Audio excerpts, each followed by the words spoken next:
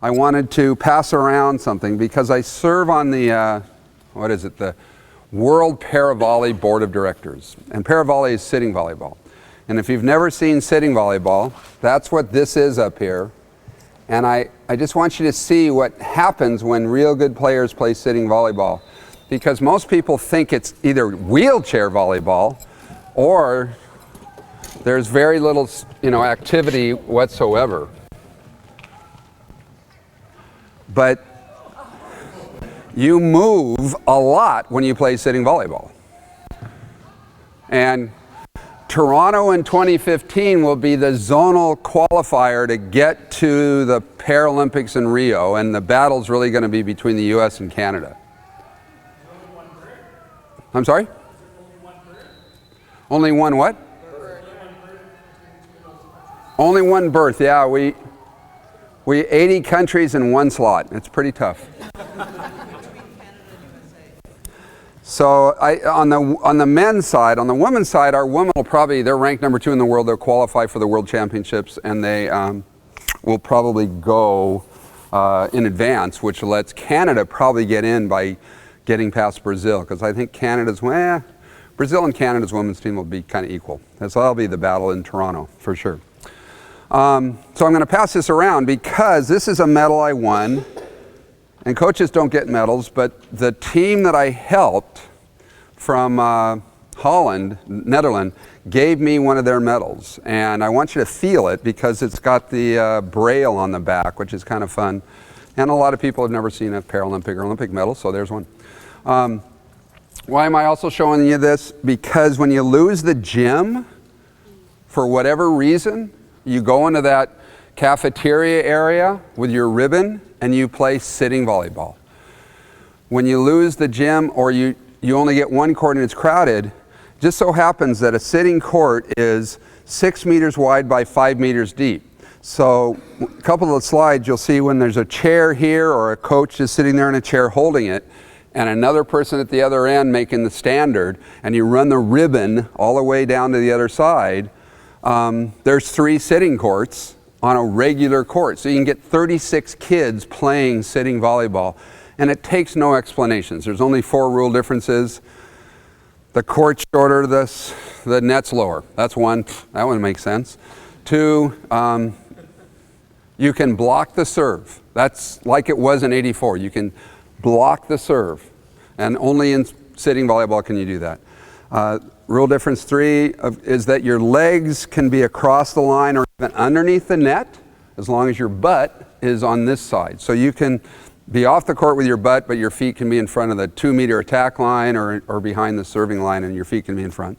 And then the 4th is this signal. Any idea what that is?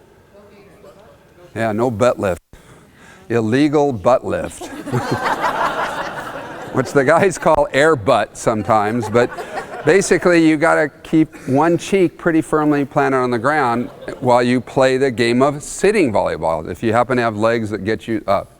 So I just wanted you to see that as part of growing the game together. So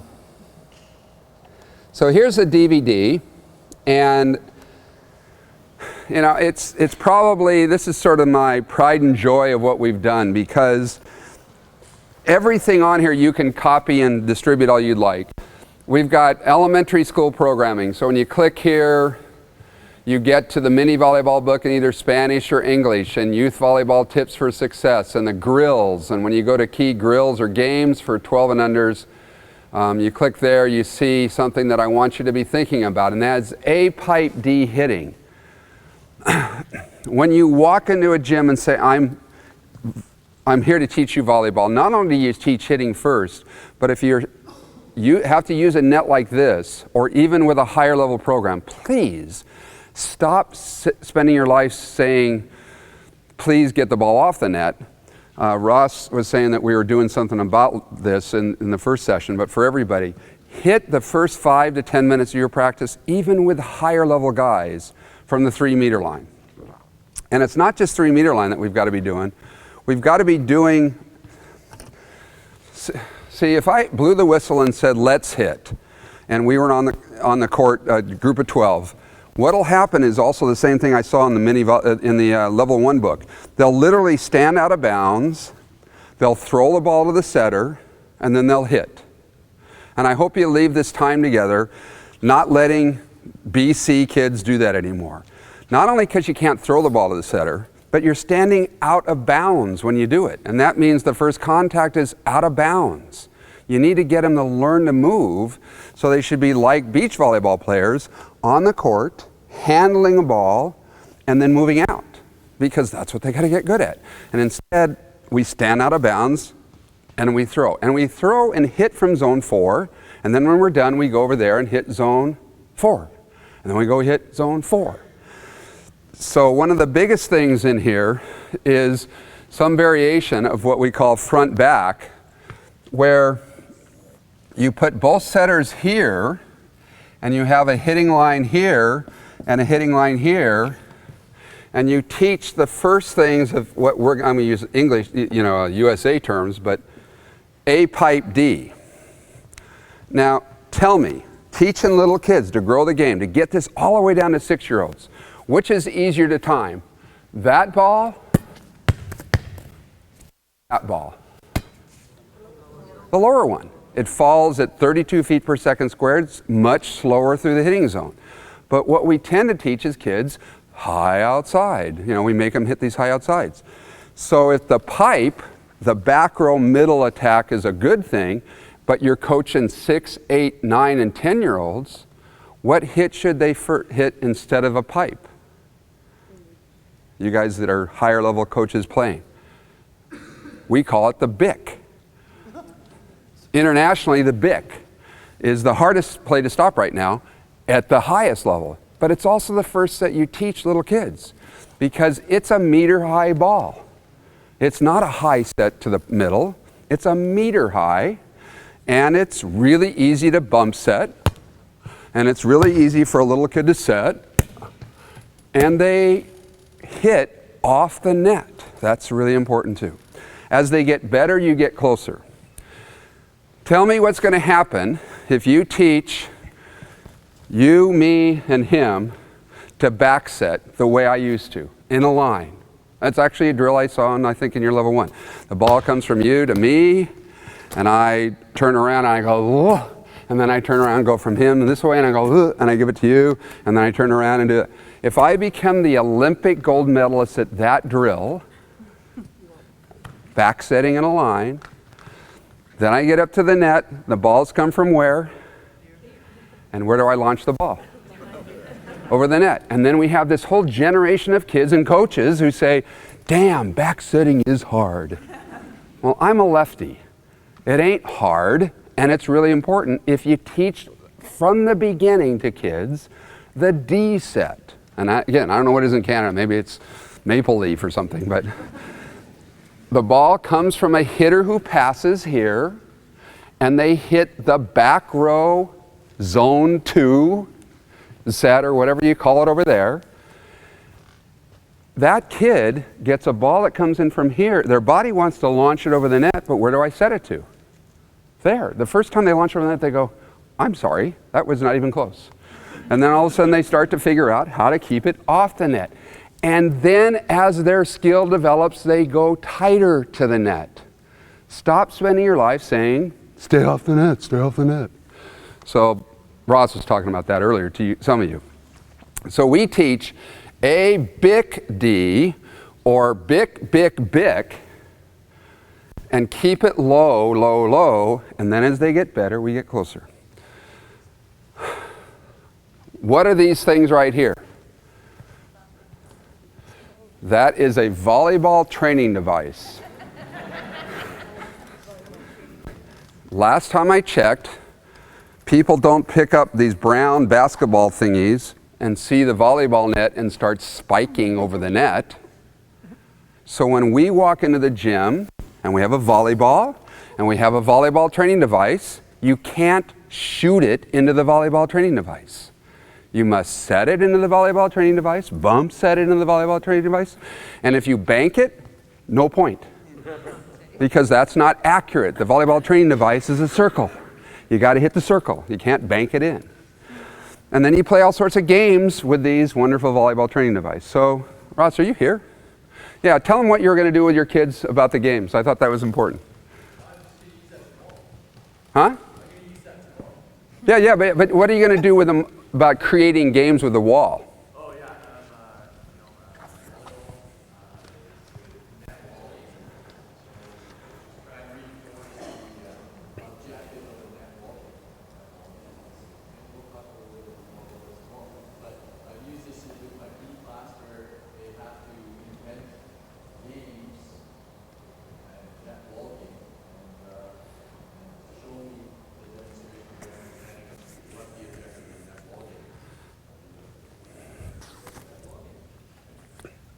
And they have to figure it out themselves.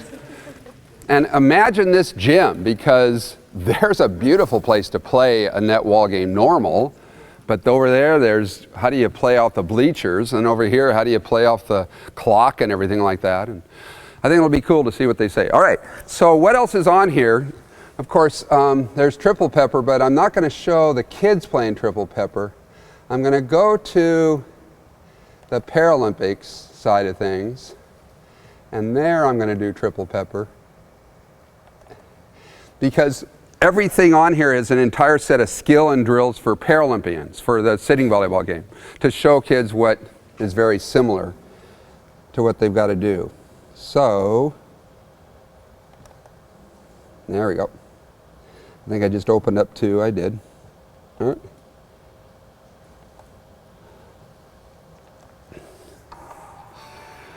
So the whole point of pepper is, I just hope that I don't know. If you become the Olympic gold medalist at pepper, you not only learn to dig it right back to the spiker, which is a horrible skill to have, but you get thinking that it is working. Because you guys live in this whole world of zone 4, too much. That's why we're doing zone 2. We've got to get better at zone 2 in Canada and America. We've got to attack zone. Why do we want to attack zone 2 so much? What happens when you attack from zone 2? Who do you hit at? The other team's setter. And you often destroy their offense / their counterattack. But instead, we stand over here in zone 4. We crank cross court. It flies straight back to where it came from. And if everything's right, it goes right to the setter. And everybody goes, oh, they're so good. You know, ladies and gentlemen, I'm a lefty. I have stood over here happily in zone 2 and cranked that same cross-court shot that flies just like that right back to where it came from, to me, or to that side, and watch the setters of the world going, help, help, because it's nowhere close to where it should go. Question? That's why Brazil lost to Russia. Say again? That's why Brazil lost to Yeah, Brazil, Russia started zone 2 in a hell of a lot. And every blocker at the highest level, talk about specificity, is not as good at blocking zone 2 as they are at zone 4 in our research. Why? Because they spent 20 years of their life blocking 4, 4, 4, and not nearly as much 2, 2, 2. So, I'm asking you to leave here, and if a kid pairs up, say, dig to yourself, and then crank it at them, and they dig themselves, because that'll change your success level. But it's better for triples. So, here we do Paralympic triple pepper in a kind of a fun way.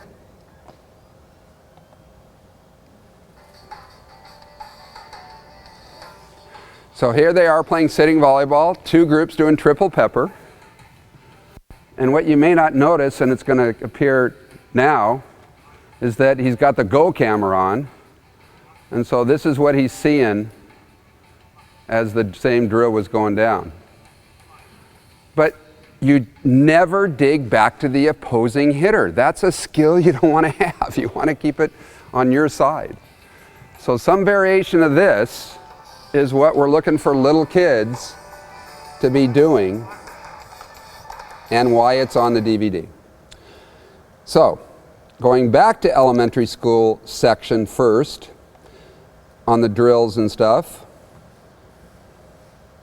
I'm going to show you this video. And know that I've got something that's just as good but 2013.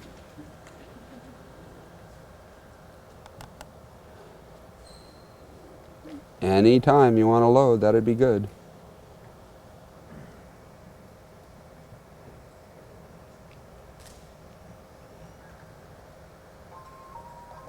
Okay, so it's got a little intro because this is what's going on. This is the television broadcast of the national championships with 8,000 people watching, okay? And it's match point that I'm going to move you to. So here we go. This is match point right here. Match point, all right? So here we go. Match point. Transition, watch the match point save and dig.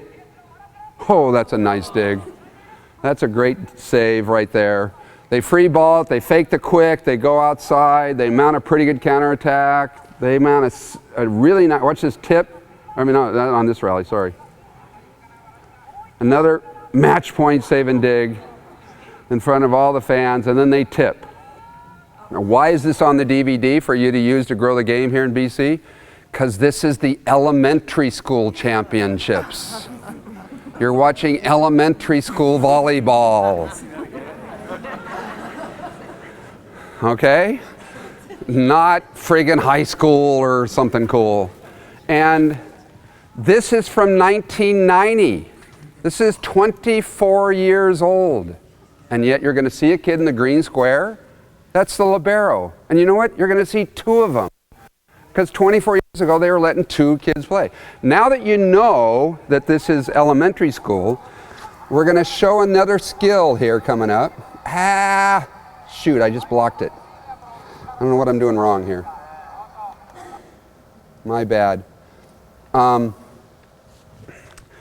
talked to the whole group at different levels about good versus bad mistakes.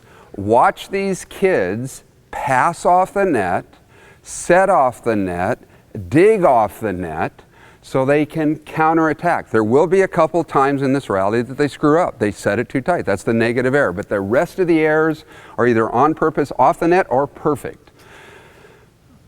And watch the serve, because I can't say this enough. There's some dialogue going along with some friends of mine that said you got to teach them the underhanded serve so they can serve in. Bullshit. You got to teach them the torque. So let me give you some science. This is going to be fun. Some of you guys see how much you remember. I'm going to pick on a group, somebody that I don't think is going to know. Okay, when we spike, we have the core, we have the shoulder, we have the arm, and we have the wrist snap. Were you here last year? Yes. Damn. Were you? Yeah. Were you? No. Yeah. You were? Yeah. Okay. I'm going to pick on IW mom, okay? How much power comes from the core out of 100% when you spike? 70. 70? Okay, you're a little higher than the average, yes, but that's okay. Then you got 30% left for the torque, arm swing, and wrist snap. How much from wrist snap? Wrist? Wrist snap, that thing. 5. 5. You got 25% left. 15 and 5. 15 and 10? Oh, sorry. But the other way. Okay. And when I do these impact courses online and everything, the average American gets is 60% core, 10% wrist snap, and then does kind of 15-15. But Cecile and I came up here to teach you the science. And the science says you are so far off, it's not even funny. And that is that the core provides 17.7%, the wrist provides 2.3%, the shoulder torque provides 38%, and the arm speed, elbow, blah, blah, blah, is 42%. How do you hit a ball hard? You swing your arm really fast. How do you hit a ball hard? You do what baseball pitchers do, called torque. They stand up here like this, they look at the pitcher, and where do they finish? falling off the mound with torque. So I can be the world's littlest player, and as long as I've got torque, I can get it over. But I can't do that if I go because I have no torque. So we get kids to stand this way, hold the ball here, and go torque. And for the first time maybe in their life, they've got that 38%, which gives them the ball to get over the darn net. So how do we know that this is so?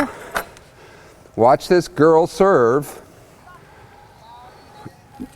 the torque serve at an elementary school level 24 years ago. There it is. Now, off the net. Off the net. Off the net. Too far off the net. Now, this is the error. She sets it too tight. They joust out, but they keep it off the net. They set it off the net. They crank from off the net. They dig off the net. They set way off the net. They hit from off the net. They dig off the net. They look at how they're attacking zone 2. I just love it to death. They pick it up, another crank, and they put this one a little too tight, so she puts it over on 2. Then the setter gets right on the net and sets the ball into the net, and boom. Point number 2 on the comeback trail for the red team. There's a libero on the green, 24 years ago. And here comes another torque serve.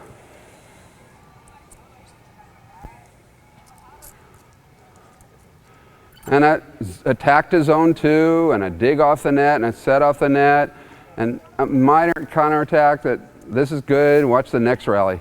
Watch how they set zone 2 again, and watch what she does. Cranks it down the line. So the coach of the other team goes, oh, time to swap out liberos. So they do a libero sub. And they bow and they do their cool thing. And what does the kid that's serving do on that delay? Normally serves into the net, but no, this is good trained kids. And she aces them. It's now 14 all, and it's going to take 10 more minutes to end this game. I'm not going to show the rest of it. But it's 14 all. Because what happens that I'm asking you to consider for your province is that the elementary school 4th, 5th, and 6th graders, when school lets out, spend a half hour teaching, coaching the 1st, 2nd, and 3rd graders right after school. And then they leave after 30 to 45 minutes, depending on the school, and the head coach gets out of his Barca Lounger and stops smoking and starts to coach the team that's 4th, 5th, and 6th graders.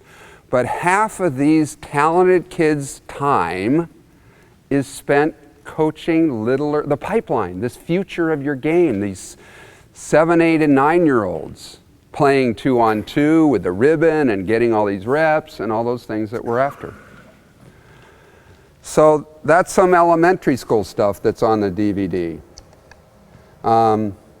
There's a junior high section with lesson plans and teaching offside hitting and key drills and games and all the stuff that we've been kind of talking about. And if you click here, you get more resources beyond that, including the videos on skills and posters. So if you go to here, you click on the poster set, and you see one of my favorite stories is the Coach and Player Manifesto. Why is this cool? I don't know. I just think it's so cool because we came up with this poster, and you can print it, and if you didn't know, you can generally print these things at, in my country at least, at Costco and Sam's, $6 for the 16 by 20 and $9 for the 20 by 30. So we don't charge for the posters. They're all here for you to print if you want to put them up on your wall. This one about be a coach, and there's another one called to be a player, we gave it to our other NGBs to say, here's an idea we came up with. USA Hockey printed 20,000 and USA Swimming printed 40,000 to put up in every pool and every rink for players and for coaches, because principles amazingly transfer across sport. To be a good coach doesn't really change. I think they changed a couple words in there that were about volleyball specific stuff to hockey specific, and then they printed the posters in thousands of copies. So the posters are all on this DVD for you. And one of my favorite ones is this. No, that's not it. This one. So what does that say at the bottom in big and white? Opportunity is nowhere. Oh, I don't want to play for you. What does it say? Opportunity is now here. See, I want to play for him. So it says opportunity is now here, in my humble opinion, but it's also Clay Stanley getting ready. So there's a whole set of posters on this DVD for you to print and copy and put up in your gym. Probably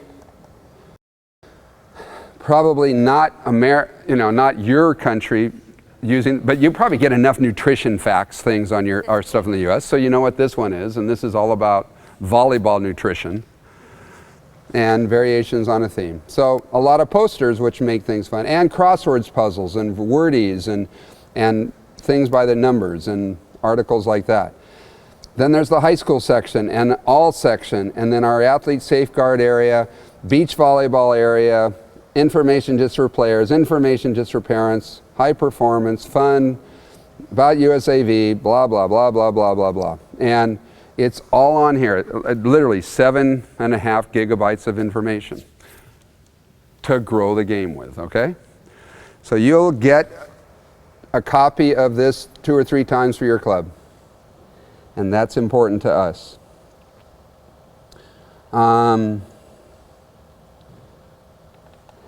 We need to go back to the PowerPoint and continue on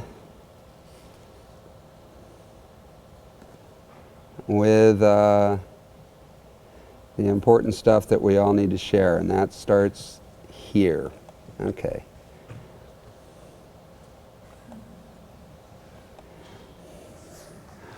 So a reminder again, see one, do one, teach one. That's a doctor's motto of how they become better doctors at doing something way more important than what I do, surgery and saving people's lives. And within that spirit, their teaching is part of it. If you haven't, in 2009, I handed out a article on a really good book called Mindset by Carol Dweck, and I think Ross might have covered a little bit about it with a higher group. But this is about the path of a growth versus a fixed mindset, which is again the sort of the concept of Citius, Altius, Fortius. So one of the articles I'm going to give everybody that's on the DVD though is how to take advantage of that in your teaching. Growth mindset's very important. As I said, we need to create a culture of play, not the way this cartoon shows. Excuse me. But we've got to create a culture of play. And I want you to think about giving, as you teach our wonderful sport, less feedback about the past that's out of their control and more feed forward about the things that they can do in the next point. Because when you give feedback, it's often seen as criticism, especially for the gals. So we need to get better at giving feed forward, and think of that term. We've already talked about that. Do I want to boss you around, or I want to teach you to buy in? Notice what they're doing internationally, using a Go Cam to get an idea of what the line judges are actually looking at. And I thought that was pretty funny. So this is again another way of saying reading. What we see determines where and how we move. So I'm going to build up, and what I need, I need 3 people up here to kind of demonstrate something that's pretty important in triple pepper. So if we can get 3. 1, I know you're about ready to jump up. 2, and 3. Great. Okay.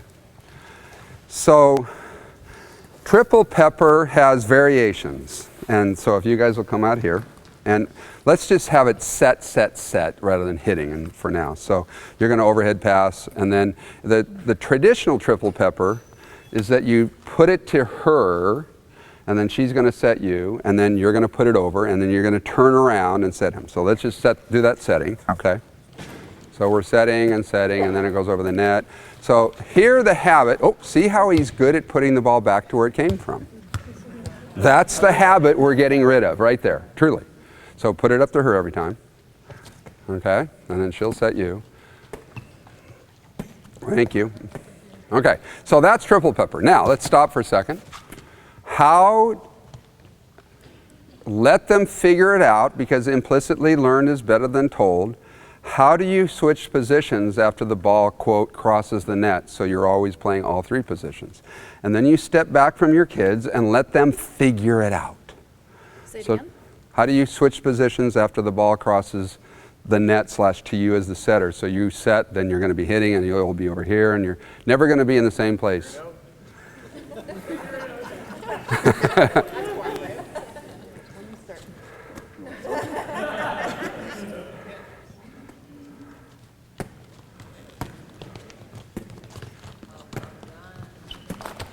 They've got it?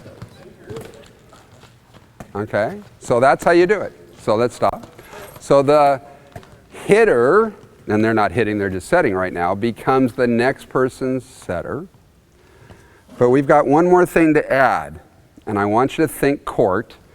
So this is now the net, and I'm at a little bit behind the 3-meter line. Why am I up on almost everybody's team, high level to junior high or even elementary school, 6-on-6? Why am I up near the 3-meter line, which I think, Cecile, you called base, and your big-footed, the Bigfoot guys? Okay, so that's base. But once the ball is set, where do those players go at some level? So they're there near the net, near the 3-meter line for the overpass and for the set or dump. And when that doesn't happen, what do you want that player to do? Back up a little bit. How far? Up to your team decisions. This is pretty important, I think. Every rally, you want your player to be kind of near the 3-meter line for overpasses and set or dumps. And then when that doesn't occur, you want that player to move back a certain distance before it gets hit from the pins or on other sets. Every single net crossing when you go on a defense. The better you get at pepper, the more or less you move. Less. Yeah, the less. The great pepper players, you could nail their shoes to the floor, and they could probably keep pepper going for about 10 minutes before they shanked a ball or something. This motion is really important because it's done in every rally, and we don't practice it in our pepper at all until now. So why don't you guys come over here so you're off that fabric and move that way a little bit more. Yeah. Okay, so what's going to happen here is that after she puts the ball in the net and he passes it and he sets it, where should she be? Up near her to him for the set or dump, and then once he sets it, what should she do? Back up. Okay, so let's do it. So put it over, you face that way, just put it over, yeah? And stay tight, and now back up. And now, once that happens, and we forgot the rotating part, but that's okay, because that's harder to do.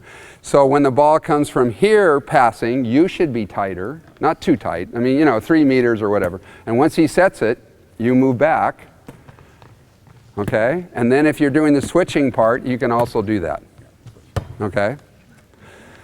And when you play, thanks, great. When you play queen of the court, I was always excited, way to hustle. And now I'm saying, get up, move back. Even though it's 3-meter line attacking, you want to be up until the setter sets it, and then you want to, and that's called specificity in training. Because the better I get at that, when I go play volleyball, I'm naturally used to moving and getting tired and my legs are sore because I'm bent over and all this other stuff. All right? So what we see determines how we move.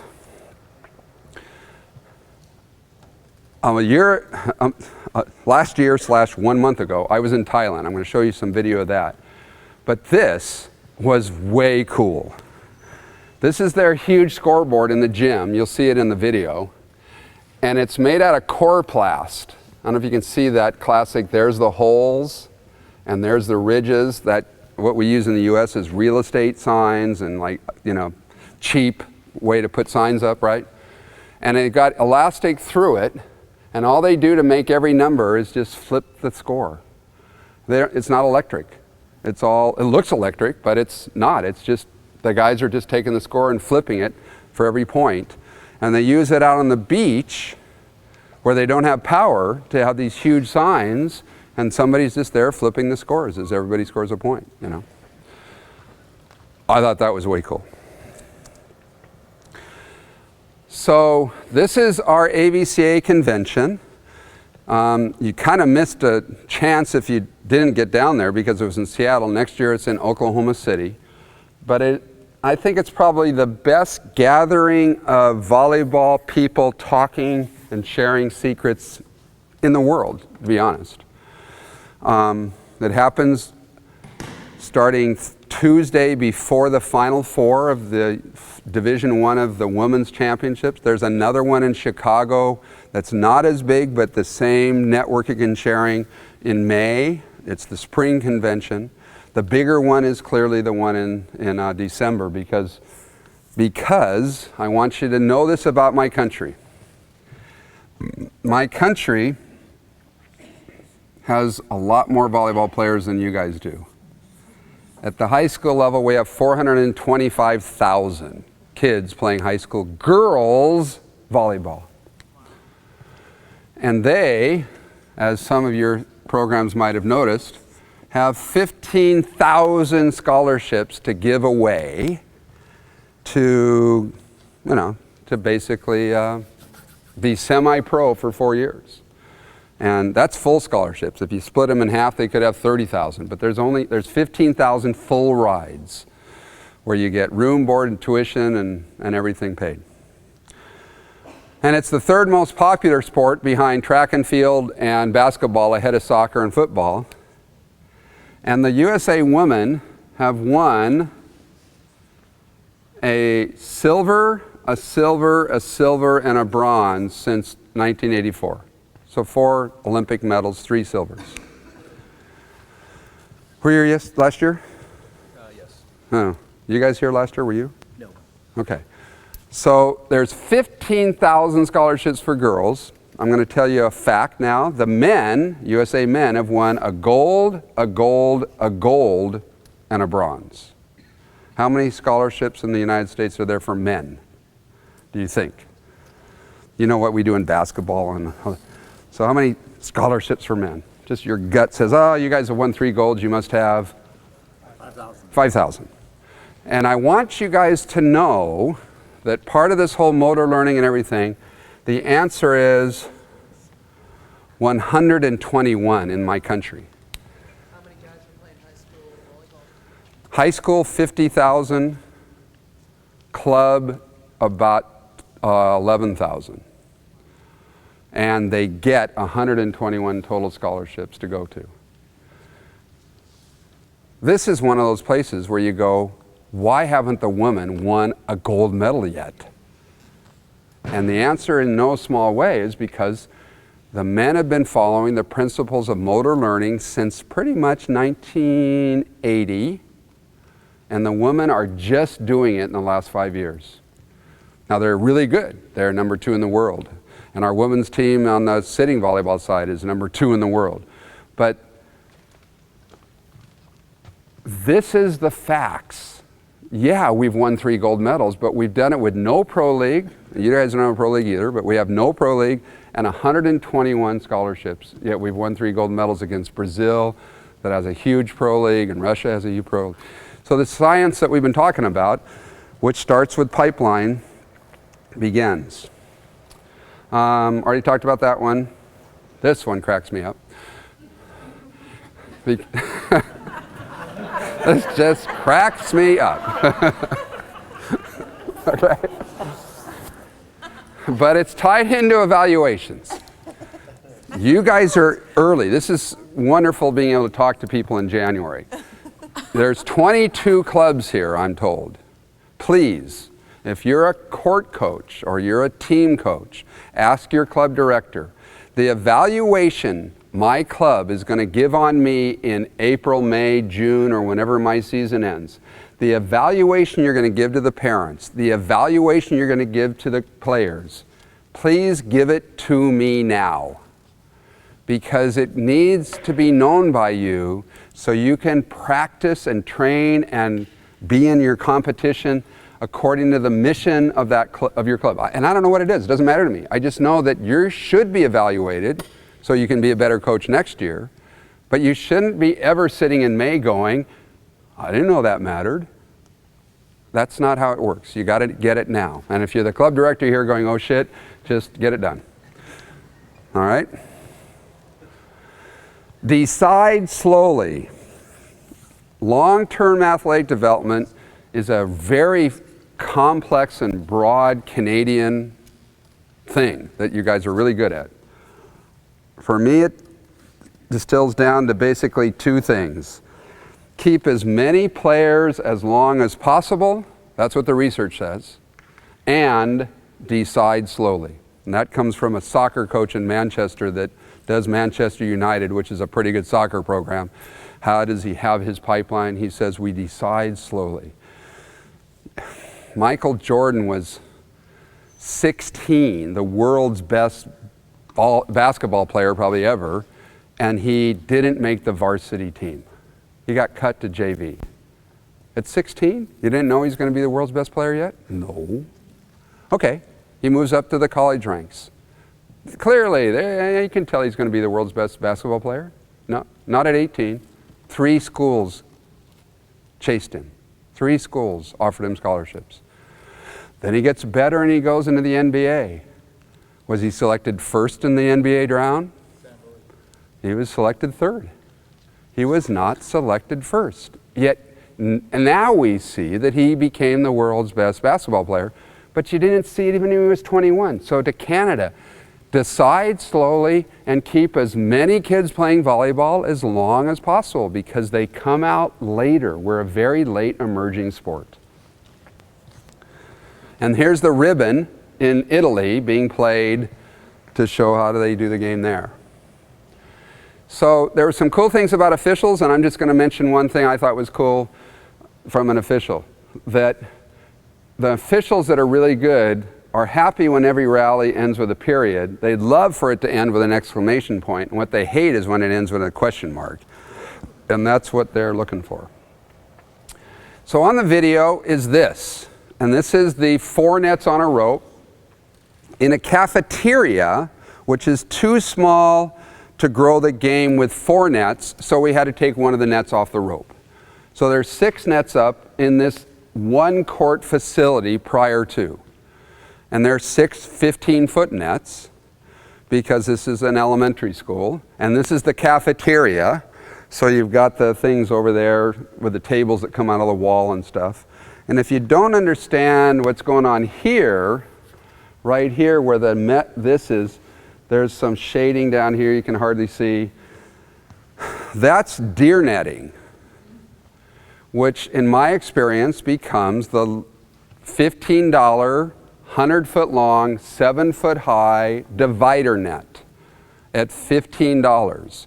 You string the rope to the top, you eyeball it into the sides, and if you only have a 50 to 60 foot span, you cut it in half and you zip tie it together and you make a 14-foot high divider net for $15. Because I think one of the things that will help your province grow is that if you walk into the Y's and the other clubs that you might, places that you can grow the game, and you say to their director, my club doesn't want the whole gym.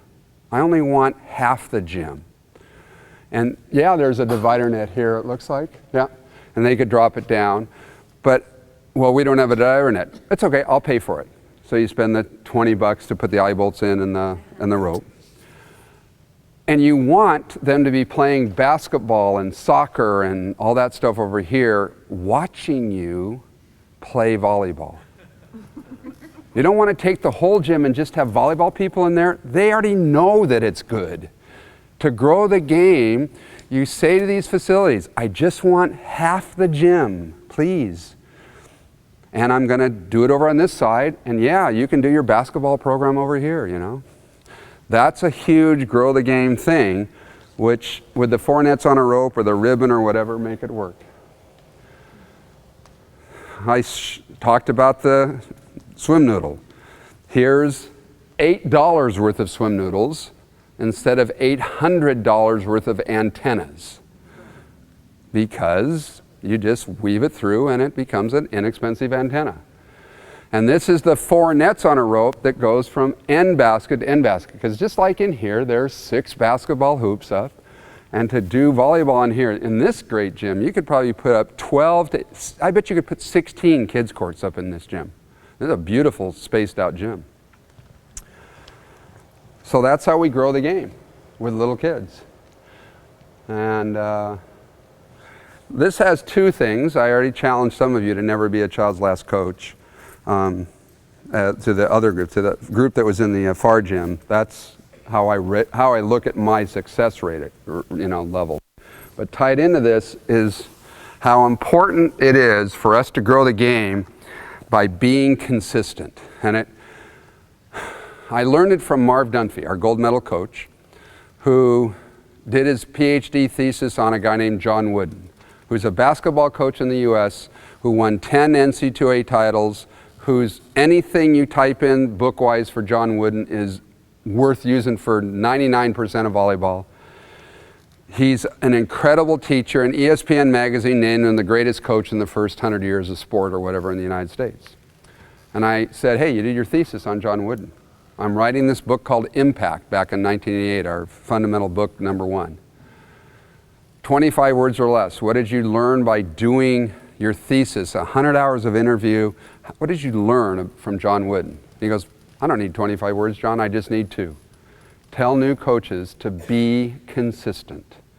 He says that's what floored him about how great this coach was as a teacher. He wasn't Dr. Jekyll, Mr. Hyde. It wasn't, oh, which coach is here today? And he treated everybody fairly, but not equally, because we're different human beings. So I thought that was a pretty important grow the game concept.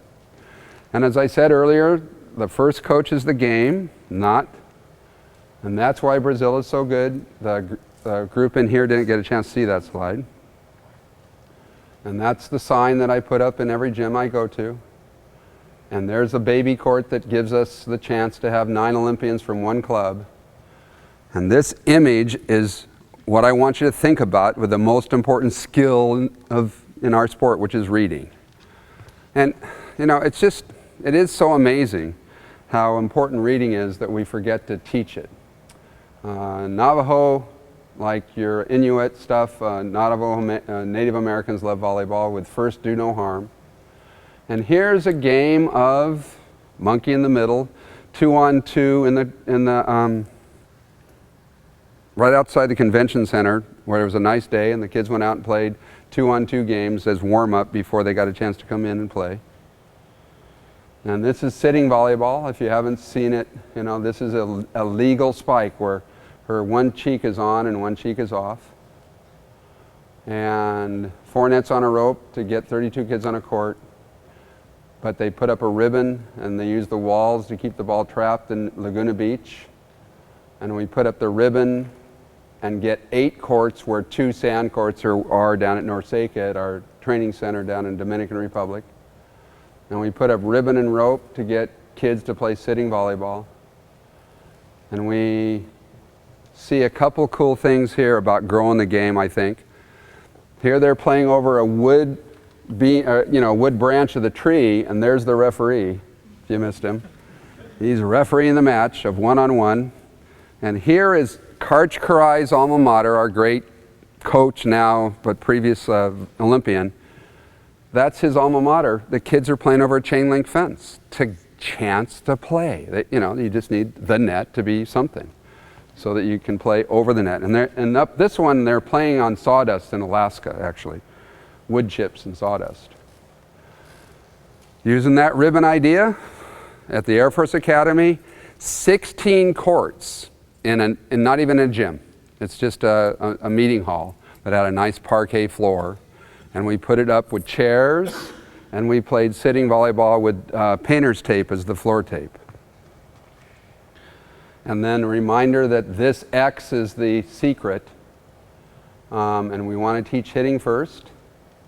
And another chance with chairs to do ribbon to play an elementary school kids sitting volleyball. And there's the ribbon down the regular court showing how you can do sitting volleyball for 3 courts worth. So who is that? Any idea? That is the ideal coach. And I think I made his mouth too big, to be honest, but. So here's the rules of volleyball, which is about recess and why we say side out. But I think it's important when we grow the game and we go, I've got 7 players. Well, then play 2 on 1 on 2 on 1, or it's okay to play 1, because when Morgan created it in 1895, he said when one person is playing on a team side, 1 serve each side. When 2 are playing each side, 2 serves each side, and when 3 or more are playing each side, 3 serves each side. That is where we came up with this historical term of side out, because when it was 6 on 6, the team served 3 outs, like pitchers, in baseball, and then you were put out, then the side was put out. But he played the game 1-on-1. It's okay to play volleyball 1-on-1. You just have to hit it 3 times yourself. The secret to share. This is a poem that I tell my interns to answer these 6 friends and before you turn in anything to me. And it means that they always turn in good stuff, and I like that.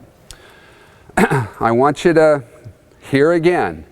Our job is to increase the contacts per hour. That means if I've got 12, I'd rather you playing 6 on 3 and have another group of 3 doing the normal triple pepper that you decide you're always going to do, and they rotate in groups of 3, wave through. Because now there's 1 ball in the air of learning over here, and another ball in here as they play 6 on 3. That's 100% more contacts per hour compared to 6 on 6 with only on the air. So what did we do in Alaska? Not bamboo, so we went out and bought 2x4s. I bolted them here together. We bought a ton of rope. We didn't do anything but shoes and socks as the outside courts. And 80 kids in a camp played doubles for 4 hours every practice. Oh, and they also won the state championship because they got good at playing volleyball. They didn't stand around and watch. They learned to cover the whole court and play. And the coaches now is just, you got to teach. You're just all over the place, teaching. You're not just sitting there with 1 ball and getting kind of bored talking about stuff. So my reminder is, if you only got 1 ball in the air, scrimmage. And this is a young boy's first spike.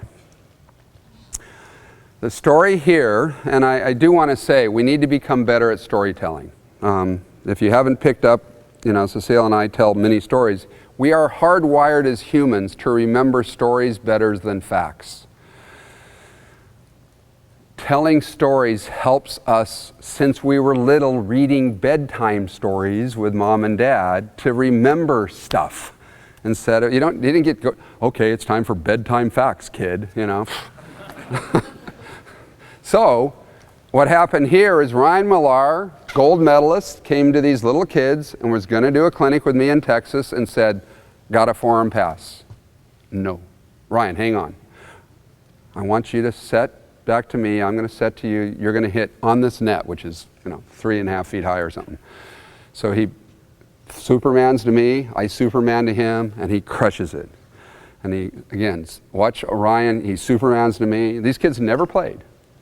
And dinosaur divisions where two players' age must combine to 80 or more so that these old farts can finally get back to playing again. And you give a combination of 100 years old bonus points. They start the game 3-0 because they're each 50, okay? You like that? Okay. And so I played in this with my son in Breckenridge this last summer, and it's a blast. My 20-year-old son, the 60-year-old dad, we got to play together because our ages added up to 80 or more, and it was a blast. And it's, I just wanted you to understand that idea. And the last idea is I hope you leave here and never put out a ball cart or put a chair as a target to hit. It's the tradition in America, and I have to assume it's a tradition in British Columbia. If you become the world's best at hitting the chair, and then there's a team of only 6 players and one has a broken leg and can't move, but she's out there for serve receive, you wise coaches will say what? Serve the kid with the broken leg. Brilliant.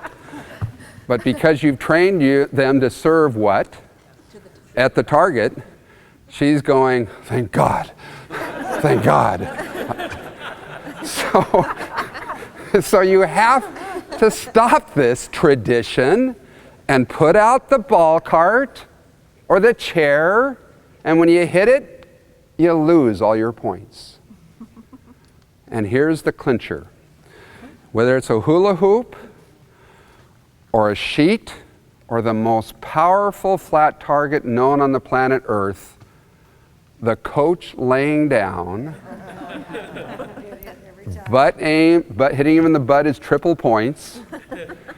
You say hit the chair and lose everything, but that flat target is next to the kid with the broken leg to make him move as far as possible, and that's what you aim at, flat targets. You get good at flat targets. You don't aim at vertical targets. You get good at serving at flat targets. And then you win more matches. Questions?